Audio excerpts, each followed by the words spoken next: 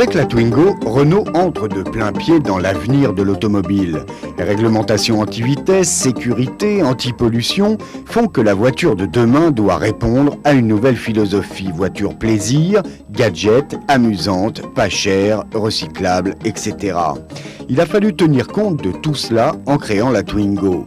Le résultat, vous l'avez donc devant vous. Les stylistes de la régie ont réussi à créer un produit original sans pour autant se prendre au sérieux. Du coup, la première impression est que la Twingo est une voiture amusante, donc anti-stressante, en perdant ainsi l'un des principaux caractères négatifs de la conduite d'aujourd'hui.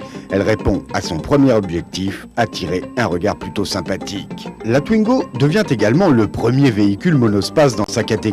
Vous vous rappelez sans doute qu'il y a déjà un an, Renault avait affirmé sa volonté de doter chacun des segments du marché d'un véhicule de ce type. La Twingo est donc la petite sœur de l'espace. Le Scénic, présenté sous forme de prototype l'année dernière, sera sans doute le monospace du milieu de gamme. Mais n'allons pas trop vite et je vous propose de jeter un coup d'œil en détail sur l'aménagement intérieur de la Twingo.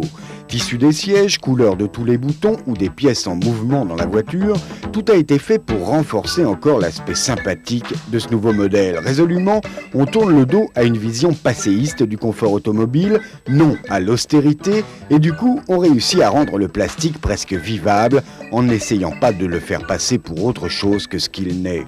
On s'est particulièrement attardé sur l'ergonomie, donc la simplicité d'emploi.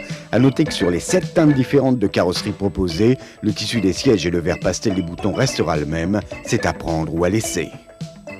Mais ce qui étonne le plus dans la voiture, c'est son aspect modulable et la place qu'il procure. Vrai siège couchette à l'avant, vrai coffre à l'arrière, avec une simplicité de manœuvre déconcertante et une capacité de chargement impressionnante. À noter que 2 options seulement seront proposées, le toit ouvrant et la climatisation. À l'intérieur du capot, on retrouve la même apparence de simplicité.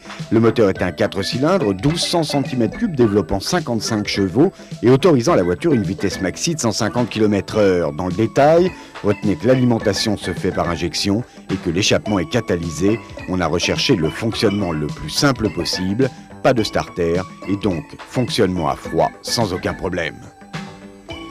L'accent a d'ailleurs en général été mis sur la simplicité et l'efficacité. Essuie-glace unique à double bras et puis admirez l'accès aux ampoules de feu arrière, sans commentaire. Au volant, le couple est, paraît-il, phénoménal. Il évite ainsi à l'utilisateur d'avoir à manier en permanence le levier de la boîte 5 vitesses qui équipe la Twingo. Quant au tableau de bord, c'est la simplicité même, la lecture de la vitesse, du kilométrage et de la consommation est située au milieu sous le pare-brise, les seules informations apparaissant au centre du volant étant celles des indicateurs d'urgence, clignotant frein, huile ou température. Retenez enfin que la base roulante est entièrement nouvelle, essieu souple à l'arrière, pas de barre de torsion, freinage à disque à l'avant, à tambour à l'arrière.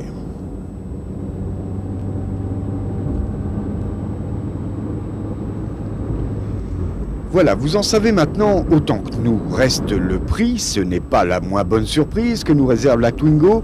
À 55 000 francs, ce qui n'est pas cher aujourd'hui, les concepteurs de la voiture ont tout de même dépassé de 15 000 francs les bases qui étaient celles du cahier des charges. Quoi qu'il en soit, rien de tout cela, bien au contraire, n'empêche de prédire à la Twingo un avenir des plus prometteurs.